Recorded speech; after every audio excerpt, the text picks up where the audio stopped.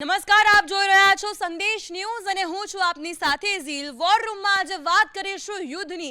બંને દેશો એટલે કે યુક્રેન અને રશિયા વચ્ચે જે યુદ્ધ ચાલી રહ્યું છે અને તે દરમિયાન હવે રશિયાએ જે હુમલાઓ છે તે તેજ કર્યા છે અને નુકસાન ભોગવવું પડી રહ્યું છે યુક્રેને. આજે વાટાઘાટો થઈ શકે છે, બંને દેશ વચ્ચે બેઠક થઈ શકે છે, પરંતુ શું પરિણામ આવશે તેના પર સૌ કોઈની નજર રહેલી છે. પરંતુ આજે યુદ્ધનો 7મો દિવસ છે અને યુક્રેનમાં ખાના ખરાબી નુકસાનીના દ્રશ્યો સામે આવી રહ્યા છે. ઇમારતો છે તેમાં આગ ભભૂકી હોય તેવા દ્રશ્યો સામે આવ્યા. તો બીજી બાજુ પોલીસ હેડક્વાર્ટર્સ છે ત્યાં પણ નિશાનો રશિયા દ્વારા સાધવામાં આવ્યો છે. ટીવી ટાવર હોય કે અનેક જગ્યા હોય ત્યાં રશિયા દ્વારા હુમલાઓ કરાયા છે. ખાર્કિવમાં સતત બોમ્બમારો કરાઈ રહ્યો છે. રશિયાના હુમલામાં 21ના મોત થયા છે જ્યારે કે 112 લોકો ઘાયલ થયા છે.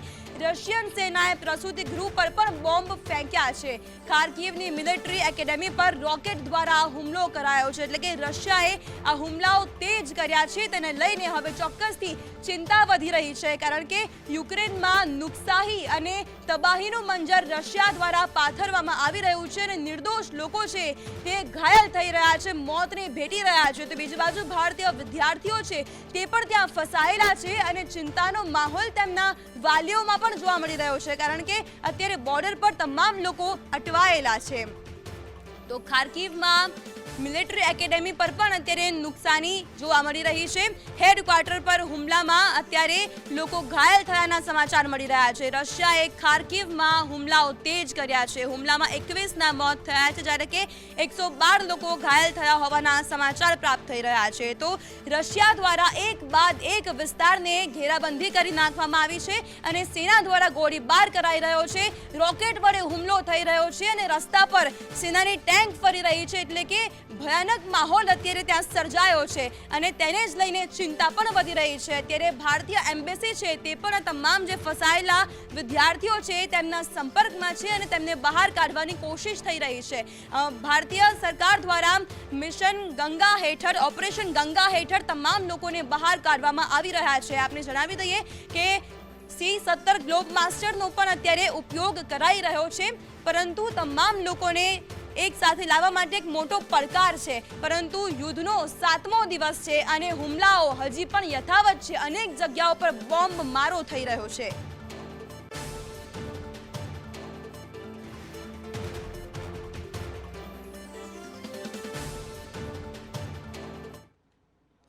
તો યુદ્ધનો આજે 7મો દિવસ છે. રશિયા દ્વારા એક બાદ એક વિસ્તારને ટાર્ગેટ કરાઈ રહ્યા છે. ત્યારે પોલીસ હેડક્વાર્ટર પર પણ રશિયાએ હુમલો કર્યો છે. ત્યાંની શું પરિસ્થિતિ છે એ અમારા સહયોગી વિજય જણાવશે. વાત કરવામાં આવે તો અત્યારે રશિયા અને યુક્રેન વચ્ચેનું જે આક્રમણ જે સતત વધી રહ્યું છે, એકબીજા પર સતત આકરા પ્રહારો કરવામાં આવી રહ્યા છે અને એ બધાની વચ્ચે અત્યારે રશિયાની સેનાએ કીવને, રાજધાનીને ઘેરી લીધું છે. એ સિવાયના જે પૂર્વીય વિસ્તારના જે શહેરો છે જેની અંદર ખાસ કરીને ખેરસોન પર તો અત્યારે રશિયાએ સંપૂર્ણપણે પોતાનો કબજો જમાવી લીધો છે. આ સિવાય જે ખાર્કિવ સિટી છે જે સૌથી બીજા નંબરનું શહેર ગણાય છે યુક્રેનનું મોટું, એની પર પણ અત્યારે સતત ગઈકાલથી બોમ્બમારો ચલાવવામાં આવી રહ્યો છે. તેની અંદર 21 લોકોના મોત થયા છે અને 112 લોકો ઘાયલ થયા છે તેવું ત્યાંના મેયરે જણાવ્યું છે. અને ટૂંકમાં ત્યાંનું જે મુખ્ય મિલિટરી હેડક્વાર્ટર છે એ સિવાય પોલીસ હેડક્વાર્ટર છે, એટલે સરકારી કચેરીઓને જ રશિયાનું સૈન્ય જે છે સતત નિશાન બનાવી રહ્યું છે અને તેના કારણે ભારે ખુવારી થાય એવું પણ દેખાઈ રહ્યું છે. આ બધાની વચ્ચે જે જોઈતીમાર છે ત્યાંની અંદર પ્રસૂતિ ગૃહને પણ એક રશિયાના રોકેટ દ્વારા ઉડાવી દેવામાં આવ્યું છે, જેને કારણે ત્યાં 6 બાળકોના મોત થયા હોવાના પણ અહેવાલ છે. તેને લઈને યુક્રેનના વિદેશ મંત્રાલયે દાવો કર્યો છે કે આ એક પ્રકારનો નરસંહાર છે જે રશિયાની સેના અત્યારે યુક્રેનની અંદર કરી રહી છે. અને આ બધાની વચ્ચે રશિયન સેના દ્વારા જે દાવા કરવામાં આવે છે તેની સામે યુક્રેન સેના પણ અત્યારે દાવો કરી રહ્યું છે કે તેણે રશિયાના 5840 જેટલા સૈનિકોને ઠાર કર્યા છે અને એ સિવાય 200 જેટલાને બંધક બનાવવામાં આવ્યા છે. એ સિવાય જે 31 વિમાન છે અને 30 જેટલા હેલિકોપ્ટર છે એને પણ તોડી દેવામાં આવ્યા છે. તો 300થી વધુ જે ફ્યુલ ટેન્ક છે રશિયાની એને પણ ઉડાવી દીધી છે અને આને બધાની વચ્ચે 2 બોટ અને 3 ડ્રોન જે રશિયાની સેના ઉપયોગ કરી રહી છે એને પણ તોડી પાડ્યા છે. અને આ બધાની વચ્ચે બીજી પણ માહિતીઓ સામે આવી રહી છે કે રાષ્ટ્રપતિ ઝેલેન્સ્કી છે જે સતત સોશિયલ મીડિયાના માધ્યમથી ત્યાંની સેનાને, ત્યાંના લોકોને, નાગરિકોને સંબોધન કરી રહ્યા છે. તેમજ વિશ્વના જે યહૂદીઓ છે એમને પણ અત્યારે થોડી જ વાર પહેલાં એમણે સંબોધન કર્યું અને બધાને એકજૂટ થવા માટેનું આહવાન કર્યું હતું. ચોક્કસથી એકજૂટ થવા માટેનું આહવાન કરાઈ રહ્યું છે, પરંતુ અત્યારે પરિસ્થિતિ છે એ કેટલી ભયાનક છે અને કેટલો ખોફ છે લોકોમાં તેનું આંકલન પણ કરી શકાય એમ નથી. કારણ કે રશિયન સેના દ્વારા અનેક જગ્યા પર હુમલાઓ થઈ રહ્યા છે, પ્રસૂતિ ગૃહને પણ બાકી રાખવામાં નથી આવી રહ્યા. ત્યારે વાત કરીશું આજે 7મો દિવસ છે યુદ્ધનો, અને આજના દિવસે શું શું થયું છે, ત્યાં શું ગતિવિધિઓ છે અને કેવા દ્રશ્યો સામે આવી રહ્યા છે, એની જાણકારી આપશે દિવ્યા. ચોક્કસથી ઝીલ, જે રીતે આજે યુદ્ધનો 7મો દિવસ છે અને આજે 7મા દિવસે ખૂબ જ ખાના ખરાબી યુક્રેનમાં થઈ છે, કારણ કે યુદ્ધ રશિયા અને યુક્રેન વચ્ચે છે, પરંતુ જમીન યુક્રેનની છે અને એટલા જ માટે વધુ પડતું નુકસાન યુક્રેનમાં થઈ રહ્યું છે. જે ટીવી ચેનલોના ટાવર હોય તેને તોડી પાડવામાં આવ્યા છે. હોસ્પિટલ ઉપર પણ હવે રશિયા દ્વારા હુમલો કરવામાં આવ્યો છે. રશિયા પહેલાં એવું કહેતી હતી કે કોઈ પણ નાગરિકને નુકસાન નહીં પહોંચાડવામાં આવે, પરંતુ જે રીતે અલગ અલગ હોસ્પિટલ્સ છે, જેમ કે ખાર્કિવની હોસ્પિટલ હોય, ઝાયરોમિટની હોસ્પિટલ હોય, કે જ્યાં તો પ્રસૂતિ ગૃહ પર હુમલો કરવામાં આવ્યો છે, જેમાં 6 બાળકોના મોત થઈ જાય છે. અને જો તમે એવું કહેતા હોય પહેલાથી કે અમે નાગરિકોને નુકસાન નથી પહોંચાડવાના, તો પછી આ શું છે? પોલીસ હેડક્વાર્ટર પર હુમલો થયો છે, અન્ય જે બિલ્ડિંગો છે તેના ઉપર હુમલા થઈ રહ્યા છે. સુમી જેવો વિસ્તાર હોય, ખાર્કિવ જેવો વિસ્તાર હોય, આ સાથે કીવ અને જે ખાર્કિવ છે ત્યાં અત્યારે પણ કોઈ પણ ભોગે, કોઈ પણ કાળે રશિયા કબજો લેવા માંગે છે, પરંતુ તે કરી નથી શકતું, કારણ કે યુક્રેનની સેના દ્વારા પણ તેમને જડબાતોડ જવાબ આપવામાં આવી રહ્યો છે. આ સાથે બીજી બાજુ એ પણ જોવું જરૂરી છે કે જે આ હુમલાઓ થઈ રહ્યા છે, ખાર્કિવમાં જે હુમલો થયો છે તેમાં 21 લોકોના અત્યારે મોત થયા છે. આ તમામ સેનાના જવાનો નહોતા, એ તમામ નાગરિકો હતા કે જેના મોત થયા છે. 100થી પણ વધુ લોકો ઘાયલ થયા છે, કે જેઓ હોસ્પિટલમાં જાય તો પણ ત્યાં ડરનો માહોલ છે, કારણ કે હવે તો રશિયા હોસ્પિટલ પર પણ હુમલો કરી રહી છે. આ સાથે જ ચેબિરહાઇવ જે છે ત્યાં પણ તોપથી હુમલો કરવામાં આવ્યો છે. સતત જે રશિયન સેના છે તે મિસાઇલ હુમલાઓ વધારી રહી છે. જો કે આજે જે મંત્રણા થવાની છે, પહેલા ઝેલેન્સ્કીએ કહ્યું છે કે જો મંત્રણા કરવી હોય, વાતચીતના ટેબલ પર આવવું હોય, તો આ હુમલાઓ બંધ કરવા પડશે, તો જ વાતચીત થશે. અને એટલા જ માટે આજે પણ એ જ સવાલો કે જે પહેલી વાતચીત દરમિયાન થયા હતા, કે આ વાતચીત કરવામાં આવશે તો આખરે તેનું પરિણામ શું આવશે, કારણ કે પરિણામ અત્યાર સુધી તો કોઈ દેખાયું નથી. હુમલાઓ તેજ થઈ રહ્યા છે અને લોકો ભયભીત. ચોક્કસથી લોકો તો ભયભીત છે જ, પરંતુ પરિસ્થિતિ હવે વણસતી જઈ રહી છે, કારણ કે એર સ્ટ્રાઇકના એંધાણ પણ વર્તાઈ રહ્યા છે અને સાથે જ અનેક જગ્યાઓ પર હુમલાને કારણે નુકસાની તો જોવા મળી જ રહી છે, પરંતુ બે દેશોની હઠ વચ્ચે અને બે દેશના યુદ્ધ વચ્ચે નિર્દોષ લોકોના, નાગરિકોના મૃત્યુ થઈ રહ્યા છે. ત્યારે ખોર્સન અને ખાર્કિવમાં પણ એર સ્ટ્રાઇકના એંધાણ છે. સાથે જ અનેક જગ્યાઓ પર અત્યારે તો વાતાવરણ ખૂબ જ ખરાબ દેખાઈ રહ્યું છે. આ વિશે જાણકારી આપશે પ્રીતિ. બિલકુલથી જોવા જઈએ તો અત્યાર સુધી જે કહેવાય કે રશિયન સેના જે છે હુમલો કરતી હતી, એટલે કે રશિયન સૈનિકો કીવ છે કે પછી ખાર્કિવ છે ત્યાં અલગ અલગ મોટા શહેરોમાં ઘૂસી રહ્યા હતા. ખાર્કિવ અને કીવ વચ્ચે જે ઓલિમ્પિકા આવેલું છે ત્યાં પણ રશિયન સૈનિકો ઘૂસી ગયા હતા, પરંતુ હવે તો એર સ્ટ્રાઇક પણ થઈ ગઈ છે અને એર સ્ટ્રાઇકના કારણે જે પ્રમાણે બોમ્બમારો કરવામાં આવી રહ્યો છે, રશિયન રાષ્ટ્રપતિ જે વ્લાદિમીર પુતિન છે તેમણે ભલે કહ્યું હતું કે નિર્દોષ લોકો મળશે નહીં, નરસંહાર નહીં કરવામાં આવે, અમે માત્ર એવું ઈચ્છીએ છીએ કે યુક્રેન નાટો દેશોમાં સમાવિષ્ટ ન થાય, અમારી આખી બોર્ડર સુરક્ષિત રહે, એવું ઈચ્છતું હતું. પરંતુ હવે તો આ નરસંહાર પર પણ આવી ગયું છે, કારણ કે એર સ્ટ્રાઇકમાં જ્યારે ખોરસન પર હુમલો કરવામાં આવ્યો ત્યારે 70 જેટલા નિર્દોષ લોકોના મોત થઈ ગયા છે. કેટલાક આમાં સૈનિકો પણ સામેલ હતા અને કેટલાક નિર્દોષ નાગરિકો પણ હતા. અત્યાર સુધી યુક્રેનમાં વાત કરીએ તો 16 બાળકો સહિત 352 નિર્દોષ લોકોના મૃત્યુ થઈ ગયા છે. અને આ જ બતાવી રહ્યું છે કે મોટા મોટા શહેરોમાં જ્યારે એર સ્ટ્રાઇક કરવામાં આવી રહી છે, લોકો એટલા ભયભીત થઈ ગયા છે. પહેલા કીવ અને ખાલી કરી દેવા માટે એડવાઇઝરી જાહેર કરવામાં આવી, ત્યારબાદ ખાર્કિવ માટે એડવાઇઝરી જાહેર કરવામાં આવી, અને હવે તો મોટા મોટા શહેરોમાં રશિયન સૈનિકો સહિત જ્યારે એર સ્ટ્રાઇક કરવામાં આવી રહી છે ત્યારે સ્થિતિ વધારે ગંભીર થઈ રહી છે. બીજા તબક્કાની વાતચીત જ્યારે કરવામાં આવી રહી છે ત્યારે એવું જ ઈચ્છવામાં આવી રહ્યું છે કે બિનશરતી વાતચીત કરવામાં આવે, પરંતુ યુક્રેનના રાષ્ટ્રપતિ ઝેલેન્સ્કી એવું જ કહી રહ્યા છે કે જ્યારે વાતચીત દરમિયાન રશિયન હુમલો નહીં કરે, રશિયા હથિયાર હેઠા મૂકી દેશે. અને એક બાજુ ન્યુક્લિયર જે પરમાણુ જે ત્યાં યુદ્ધાભ્યાસ પણ કરવામાં આવ્યું છે ન્યુક્લિયરનું, અને એની વચ્ચે જ અત્યારે એર સ્ટ્રાઇક કરવામાં આવી રહી છે, જેના કારણે નિર્દોષ લોકોના મોત થઈ ગયા છે અને લોકો એટલા ડરી ગયા છે. અલગ અલગ બોર્ડર્સ અત્યારે ખાલી કરી દેવામાં આવી છે અને બીજી તરફ ભારતીય વિદ્યાર્થીઓ પણ કેટલાક ત્યાં ફસાયેલા છે. જીલ, ચોક્કસથી આગળ જો વાત કરીએ કે રશિયા દ્વારા યુદ્ધ થઈ રહ્યું છે, પરંતુ અનેક જગ્યાઓ પર હુમલાના કારણે નુકસાન વેઠવું પડી રહ્યું છે યુક્રેનને. યુક્રેનના લોકો છે તે અત્યારે ભયભીત થઈ ગયા છે. જ્યાં જુઓ ત્યાં બસ ચિચિયારીઓ, સાથે જ ઇમારતો કે જે ભસ્મ થઈ ગઈ છે, તબાહીનો મંજર અત્યારે ત્યાં દેખાઈ રહ્યો છે. આ વિશે જાણકારી આપશે કૃષ્ણા. જીઝલ, તબાહી અને વિનાશના દ્રશ્યો યુક્રેનથી સામે આવી રહ્યા છે. રશિયા દ્વારા જ્યારે આ ઓપરેશન શરૂ કરવામાં આવ્યું હતું ને સ્પેશિયલ મિલિટરી ઓપરેશન નામ આપવામાં આવ્યું હતું અને રશિયાનું એવું કહેવું હતું જ્યારે સ્પેશિયલ મિલિટરી ઓપરેશન નામ આપવામાં આવ્યું કે આ ફૂલ ફ્લેજ વોર નથી.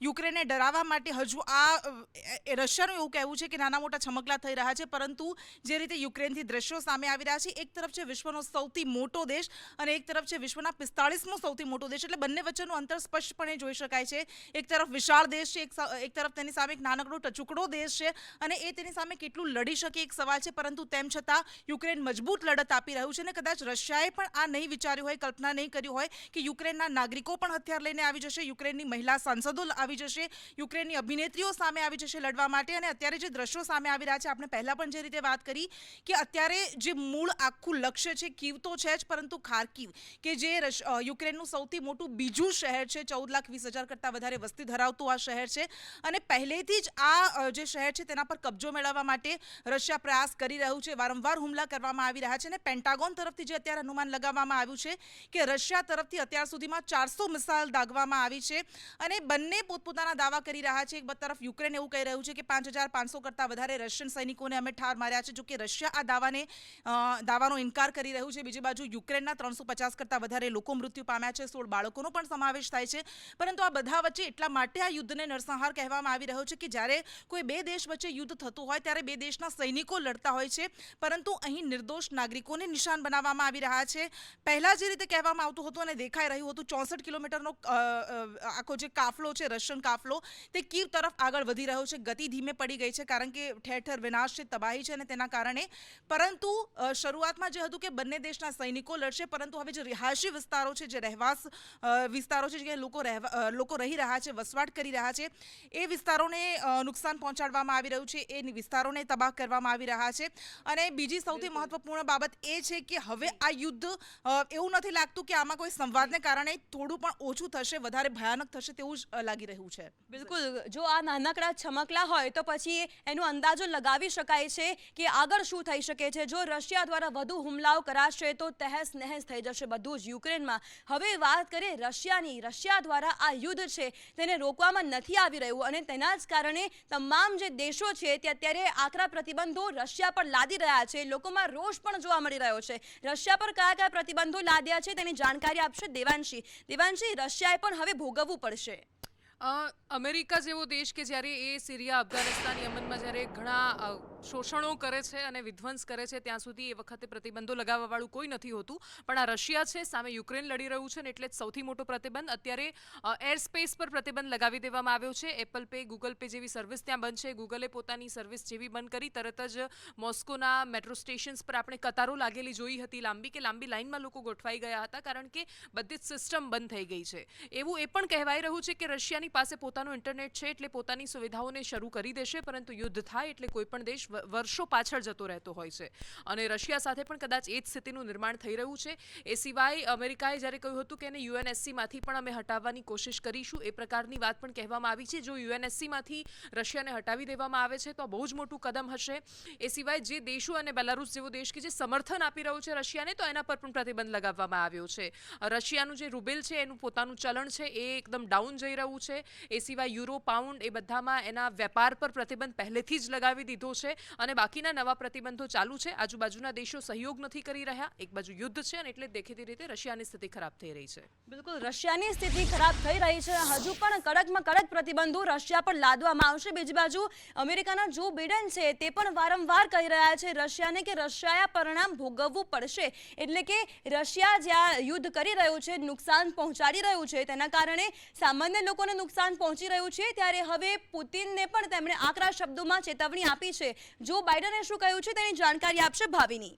રશિયા અને યુક્રેન વચ્ચે યુદ્ધના 7 દિવસ થઈ ગયા છે. અત્યાર સુધીમાં રશિયા અનેક હુમલા યુક્રેન પર કરી રહ્યું છે. સતત અનેક લોકોના મોત પણ થઈ ગયા છે. પરંતુ આ બધા જ વચ્ચે જો બાઇડનનું મહત્વનું નિવેદન પણ સામે આવ્યું છે. બીજી બાજુ તમામની નજર વિશ્વની મહાસત્તા અમેરિકા પર છે. અમેરિકા શું કરશે, કેવી રીતે મદદ કરશે, શું આપશે, શું નહીં આપે, દરેકને ધ્યાન પર છે કે અમેરિકા શું કરી રહ્યું છે. ત્યારે જો બાઇડનનું નિવેદન છે ને સાથે તેમણે મદદની વાત પણ કરી છે. યુક્રેનને તેઓ $1 અબજ મદદ પણ આપવાનું છે. સાથે જ સ્ટ્રિંગર મિસાઇલ મિસાઇલ 500 સ્ટ્રિંગર મિસાઇલ આપવાની વાત કરી છે. એટલું જ નહીં, જો બાઇડને એ પણ કહ્યું છે કે રશિયાએ જે કર્યું એ ચલાવી લેવામાં આવશે નહીં. આ એનો જવાબ એને આપવો પડશે, સાથે તેને સજા પણ આપવામાં આવે તેવી પણ વાત કરી છે.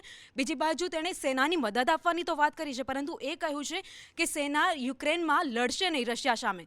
આ વાત એણે સ્પષ્ટ કરી છે કે યુક્રેનમાં તેઓ લડશે નહીં રશિયાની સેના સામે, પરંતુ સેનાની મદદ આપશે. સાથે તેમણે એ વાતને પણ સ્પષ્ટ કરી છે કે જે પણ નાટો દેશ છે તેની મદદ માટે તેઓ કટિબદ્ધ છે અને એના માટે તેઓ સેના પણ ઉતારશે અને આગામી દિવસમાં એ લોકો મદદ પણ કરતા રહેશે યુક્રેન. ચોક્કસથી, એટલે કે રશિયા છે તે વિશ્વ ફલક પરથી અલગ થલગ પડી ગયો છે. આકરા પ્રતિબંધો તો લાદવામાં આવી જ રહ્યા છે અને તેને જ કારણે હવે રશિયા કદાચ ક્યાંક ને ક્યાંક ચિંતામાં આવી શકે છે અને આજની જે મંત્રણા થવાની છે તેમાં પણ કોઈ વાટાઘાટો અથવા તો સમાધાન થાય તેવી શક્યતા લાગી રહી છે. હવે જો વાત કરીએ યુક્રેનની, તો યુક્રેનમાં જે નુકસાની થઈ રહી છે અને તેના જ કારણે ઝેલેન્સ્કી ખૂબ જ ચિંતિત હતા અને સાથે જ મદદની ગુહાર માંગી હતી. ત્યારે તમામ જે દેશો છે તે હવે મદદ કરવા તૈયાર થયા છે. કયા દેશે મદદની વાત કરી છે, અમેરિકાએ શું મદદ કરી છે, તેની જાણકારી આપશે અવની. જે બિલકુલથી તમામ દેશો છે તે અત્યારે ક્યાંક ને ક્યાંક લાગી રહ્યું છે કે યુક્રેનની પડખે ચોક્કસથી ઊભા છે. ખાસ કરીને અમેરિકાએ પણ પોતાની મદદની જાહેરાત કરી છે. જો બાઇડને ચોખ્ખા શબ્દોમાં કીધું છે કે જે તાનાશાહ છે તેમને ક્યાંક ને ક્યાંક ભોગવવું જ પડશે. પુતિને જે ગયા અઠવાડિયે જે હુમલાની શરૂઆત કરી તે ખૂબ જ ખોટી હતી અને અમેરિકા યુક્રેનની પડખે છે તે પહેલેથી જ અમેરિકા ઊભું છે તેવું બાઇડને જણાવ્યું છે. આ ઉપરાંત જો આપણે મદદની વાત કરીએ તો મદદમાં $1 અબજ જેટલી મદદ છે તે અમેરિકા છે તે યુક્રેનને આપશે. આ ઉપરાંત 500 જેટલી સ્ટ્રિંગ મિસાઇલ છે તે પણ અમેરિકા છે તે યુક્રેનને પ્રોવાઈડ કરશે. જો કે અમેરિકાએ પોતાનું વલણ એ સાફ કર્યું છે કે યુક્રેન સાથેના યુદ્ધમાં અમેરિકા છે તે સામેલ નહીં થાય. બે મોટી વાત હતી જે બાઇડનના કહેવામાં આવી હતી કે પ્રતિબંધો દરેક દેશો લગાવી રહ્યા છે. અમેરિકા પણ ખૂબ જ કટિબદ્ધ છે પ્રતિબંધ લગાવવામાં અને ખાસ કરીને અમેરિકાએ રશિયાના એર સ્પેસ પર વિમાનો પર જે પ્રતિબંધ લગાવ્યું છે તે ખૂબ જ નિર્ણાયક પણ સાબિત થશે આવનારા ભવિષ્યમાં તેવું ક્યાંક ને ક્યાંક લાગી રહ્યું છે. આપણે જો મદદની વાત કરીએ તો અમેરિકા $1 અબજ મદદ કરશે. આ ઉપરાંત વિશ્વ બેંક છે તે પણ 300 કરોડની સહાય કરશે. જો કે ખુલ્લે બાઇડને એ સ્પષ્ટ કર્યું છે કે આર્મી યુદ્ધમાં નહીં ઉતરે, પરંતુ વિશ્વ બેંક દ્વારા પણ 300 કરોડની મદદ છે તે મોકલવામાં આવશે અને જેટલી પણ સૈન્ય મદદ છે તેમાં પણ વધારો કરવામાં આવશે. ઝીલ, ચોક્કસ, એટલે યુક્રેનને હવે મદદ કરાશે, પરંતુ યુદ્ધનો 7મો દિવસ છે અને તેના જ કારણે હવે નુકસાની અનેક થઈ છે. સાથે જ લોકો પણ હવે અત્યારે રોષે ભરાયેલા છે, કારણ કે રશિયા દ્વારા એક બાદ એક વિસ્તારોમાં બોમ્બ બ્લાસ્ટ કરાઈ રહ્યા છે, મિસાઇલ વડે હુમલા થઈ રહ્યા છે, ગોળીબારી થઈ રહી છે અને તેના જ કારણે હવે ચિંતા તો છે જ, પરંતુ બીજી એક વાત એ પણ સામે આવી છે કે જો ન્યુક્લિયર હુમલો થાય તો કયા પ્રકારની પરિસ્થિતિ થઈ શકે, કારણ કે અત્યારે જો આ જે ગોળીબાર થઈ રહ્યો છે, બોમ્બ બ્લાસ્ટ થઈ રહ્યો છે, તેમાં આટલું નુકસાન થતું હોય તો પછી પરમાણુ હુમલો કેટલો નુકસાનકારક છે તેની જાણકારી આપશે કિન્નરી. બિલકુલ જેલ, યુદ્ધ કોઈ પણ હોય વિનાશકારી જ હોય છે અને આ વાત સૌએ યાદ રાખવી પડે, બધા જ દેશોએ યાદ રાખવી પડે. અને જ્યાં સુધી વાત છે પરમાણુ બોમ્બની, તો પરમાણુ હુમલો આપણે પાસ્ટની અંદર જઈએ, ઇતિહાસની અંદર જઈએ તો 77 વર્ષ પાછળ જઈને જોઈએ તો 1945ની અંદર જ્યારે જાપાનના હિરોશિમા અને નાગાસાકી પર જે પરમાણુ બોમ્બના હુમલા કરવામાં આવ્યા હતા, અમેરિકા દ્વારા જે હુમલા કરવામાં આવ્યા હતા, ત્યારબાદ જે પરમાણુની અંદર જે વિકાસ કહો કે જે પ્રમાણે સંશોધનો કહો અત્યારે સતત વધી રહ્યા છે અને આ 77 વર્ષ બાદ અત્યારે રશિયા જે છે, રશિયાની પાસે 4477, જી હા 4477 જેટલા પરમાણુ બોમ્બ રશિયાની પાસે હાલની પરિસ્થિતિની અંદર છે. એની અંદર ઝાર એટમ બોમ્બ પણ આવી જાય છે, કિન્ઝલ મિસાઇલ પણ આવી જાય છે. આ તમામે તમામ, આ ઉપરાંત ઘણા બધા છે સબમરીનો જે છે તે પરમાણુ હથિયારોથી લેસ છે. એટલે રશિયા જો પરમાણુ હુમલો કરે છે તો યુક્રેનની અંદર ખુવારી થવી ચોક્કસ છે અને આ ખુવારી નાની મોટી નહીં હોય. આ ખુવારી જે છે આ ખુવારી ખૂબ જ વિનાશકારી હશે. આ ખુવારી જે છે 60 લાખ લોકો એક પરમાણુ બોમ્બના કારણે થઈને પોતાનો જીવ ગુમાવી દેશે તેવી પણ પરિસ્થિતિ ઊભી થઈ શકે છે. યુક્રેનના જે મહાનગરો છે કીવ અને ખાર્કિવ, આ બે મહત્વના જે નગરો છે તેની અંદર રશિયા સૌથી વધારે હુમલો કરે, પરમાણુ હુમલો કરે તેની શક્યતાઓ સેવવામાં આવી રહી છે. જો અને તોની પરિસ્થિતિ અત્યારે ઊભી થયેલી છે, આ અસમંજસ છે. જો પરમાણુ હુમલો થાય તોની વાત છે, પરંતુ જો પરમાણુ હુમલો થાય તો લાખો લોકોને પોતાના જીવ ગુમાવવાના વારા આવશે. જાપાનની અંદર જે પરમાણુ હુમલા થયા હતા ત્યાર પછીની જે પેઢીઓની પેઢીઓ છે તે વિકલાંગ પેદા થઈ હતી, દિવ્યાંગ પેદા થઈ હતી. ત્યારે આ વાત સૌએ યાદ રાખવી પડે, કારણ કે જો પરમાણુ હુમલો રશિયા દ્વારા કરવામાં આવશે તો એ ખુવારી સિવાય બીજું કંઈ જ નહીં નોતરે. ચોક્કસથી ખુવારી મોટી નોંધ રહી શકે છે અને સાથે જ જો વાત કરીએ અત્યારે રશિયાની તો રશિયાની હાલત અત્યારે ખૂબ કફોડી થઈ ગઈ છે. દેશમાં જે રીતે પોતાની ક્રૂરતા અને પોતાની હઠ લઈને રશિયા બેઠેલું છે અને એક બાદ એક હુમલાઓ યુક્રેનમાં થઈ રહ્યા છે, પરંતુ રશિયાની હાલત કફોડી થઈ છે. આર્થિક રીતે હવે રશિયા પડી ભાંગ્યું હોય તેમ લાગી રહ્યું છે, કારણ કે બીજા જે દેશો છે તેઓ દ્વારા પણ હવે રશિયા પર પ્રતિબંધ લાદવામાં આવ્યો છે. તો રશિયાના લોકો છે તે પણ અત્યારે આર્થિક તંગીમાં આવી ગયા છે. રૂબલની જો વાત કરીએ તો રૂબલના ભાવમાં પણ ઘટાડો આવ્યો છે. આ સમગ્ર મામલે જાણકારી આપશે સહયોગી રૂચા. જી ઝીલ, એટલે કે જ્યારે પણ કોઈ યુદ્ધ જેવી પરિસ્થિતિનું નિર્માણ થતું હોય છે ત્યારે માનવ બળની સાથે સાથે દેશ જે હોય છે આર્થિક રીતે પણ તેની ખૂબ જ મોટી અસર થતી હોય છે. માઠી અસર એને આર્થિક એટલે કે બંધારણ ઉપરને બધી રીતે પડતી હોય છે. તો રૂબલ જે છે તેમાં પણ 40% જેટલો ઘટાડો નોંધાયો છે. ખાસ કરીને તેનું મૂલ્ય જે છે તે ડોલરની સરખામણીમાં 40% જેટલું ઘટી ગયું છે. આ સાથે જ આ યુદ્ધની જે પરિસ્થિતિ છે સમગ્ર પરિસ્થિતિમાં એનું રૂબલનું જે મૂલ્ય ઘટ્યું છે 40% જેટલું, જેના કારણે રશિયામાં રહેતા લોકો પણ પેનિક કરી રહ્યા છે, કારણ કે ખાવાનું લેવા માટે, વસ્તુઓ લેવા માટે, પૈસા ઉપાડવા માટે રશિયન બેંકો પર લાંબી એટીએમમાં લાઈનો પણ લાગી છે. કારણ કે આજે યુદ્ધની જે હાલ પરિસ્થિતિનું નિર્માણ થયું છે તે આગામી કેટલા દિવસ સુધી ચાલશે કોઈ જ શક્યતા નથી. પહેલી મંત્રણા કરી હતી જે નિષ્ફળ રહી છે અને આજે બીજી શાંતિ મંત્રણા માટે યુક્રેન અને રશિયા બંને મળવાના છે. આ શાંતિ મંત્રણા બાદ આગળ શું થાય છે તે હવે જોવાનું રહેશે, પરંતુ યુદ્ધ એક એવી પરિસ્થિતિ છે કે જેમાં આર્થિક દ્રષ્ટિએ ખૂબ જ નુકસાન રશિયાને ભોગવવું પડ્યું છે. આજે યુદ્ધનો 7મો દિવસ છે. 7 દિવસમાં રશિયાએ ખૂબ જ મોટા પ્રમાણમાં ખર્ચો થઈ રહ્યો છે અને રશિયા બીજી દ્રષ્ટિએ જો જોવા જઈએ તો આર્થિક રીતે ખૂબ જ બીજા બધા દેશોની સરખામણીએ પાછળ જઈ જશે. જો આ યુદ્ધ વહેલામાં વહેલી તકે બંધ ના થયું તો રશિયાએ એની મોટી કહી શકાય કે ભોગવવી પડશે. ચોક્કસથી રશિયાએ ભોગવવું પડશે અને યુદ્ધની સ્થિતિ અત્યારે પણ ચાલુ છે, એટલે કે 5 વર્ષ પાછા જવું પડશે. હવે સૌથી ગંભીર પરિસ્થિતિની વાત કરીએ તો ભારતીય વિદ્યાર્થીઓ છે, નાગરિકો છે, તે ત્યાં ફસાયેલા છે. એટલે કે ભારત સરકાર દ્વારા તેમને પરત લાવવા માટેના પ્રયાસો હાથ ધરાઈ રહ્યા છે. ઓપરેશન ગંગા હેઠળ આ તમામ લોકોને પરત લાવવામાં આવી રહ્યા છે. C-17 ગ્લોબ માસ્ટરનો પણ તેમાં ઉપયોગ થઈ રહ્યો છે. આ સમગ્ર મામલે જાણકારી આપશે સંવાદદાता अजय. अजय, क्या जानकारी प्राप्त हो रही है और किस तरह से ये ऑपरेशन को चालू किया जा रहा है? अजय, क्या जानकारी? देखिए जिल, जब से यूक्रेन और रूस का युद्ध चल रहा है तब से वहाँ पे स्थितियाँ लगातार बिगड़ती जा रही हैं. जो यूक्रेन के बॉर्डर के इलाके हैं, खास करके पश्चिमी यूरोप से जो सटते हुए हैं और दक्षिणी जो यूक्रेन से सटे हुए देश हैं, वहाँ से जो निष्कासन की प्रक्रिया है या बचाव की प्रक्रिया जो है उसको फिलहाल तेज किया गया है. लेकिन यूक्रेन में कई सारे ऐसे इलाके हैं जो जहाँ पर भीषण लड़ाई चल रही है. उसमें खार्किव का इलाका है, सूमी का इलाका है और कीव का इलाका है. हालांकि कीव कल खुद भारतीय एम्बेसी की तरफ से अलर्ट जाहिर किया गया था, जिसमें यह कहा गया था कि आने वाले समय में वहां पर किसी बड़े हमले की संभावना हो सकती है. ऐसे में ज़्यादा से ज़्यादा जो भारतीय हैं वो कीव को छोड़ दें और उसी के हिसाब से सारा कुछ अमली जामा पहनता हुआ दिखाई दे रहा है. अमूमन कीव को लोग छोड़ चुके हैं, लेकिन खार्किव का इलाका है जहां आपने कल देखा होगा किस तरह से एक इंडियन स्टूडेंट जो कि खाना लेने के लिए क्यू में गया था, वहां पर फायरिंग हुई थी और उसमें वो बच्चा मारा गया था. लेकिन उसके बाद कहीं ना कहीं जो इंडियन हैं जो खार्किव या उसके आसपास के इलाकों में फंसे हुए हैं उनको लेकर के समस्याएं पैदा हुई थी. उनके मन में डर का भी माहौल पैदा हुआ था और इसकी सबसे बड़ी वजह यही है कि जो बॉर्डर के इलाके के जो इंडियन स्टूडेंट हैं वो तो चलते हुए या किसी दूसरे साधन का इस्तेमाल करते हुए रोमानिया, पोलैंड, हंगरी या स्लोवाकिया यहाँ पर पहुंचने की कोशिश कर रहे हैं. लेकिन जिन इलाकों में खास करके पूर्वी हिस्से में, यूक्रेन के पूर्वी हिस्से में जहाँ पर युद्ध अपने चरम पे है, वहाँ से ये बच्चे निकल नहीं पा रहे हैं और इसको लेकर के कहीं ना कहीं भारत सरकार काफ़ी एक्टिव मोड में दिखाई दे रही है. आज खुद रूस के विदेश मंत्री की तरफ से स्टेटमेंट आया है जिसमें यह कहा गया है कि भारत सरकार की तरफ से जो रिक्वेस्ट आई है कि कहीं न कहीं एक सेफ जो पैसेज है वो इंडियन स्टूडेंट को दिया जाए, तो इस पर विचार किया जा रहा है और रशिया सरकार कहीं न कहीं भारत सरकार के साथ सहयोग करती हुई दिखाई देगी.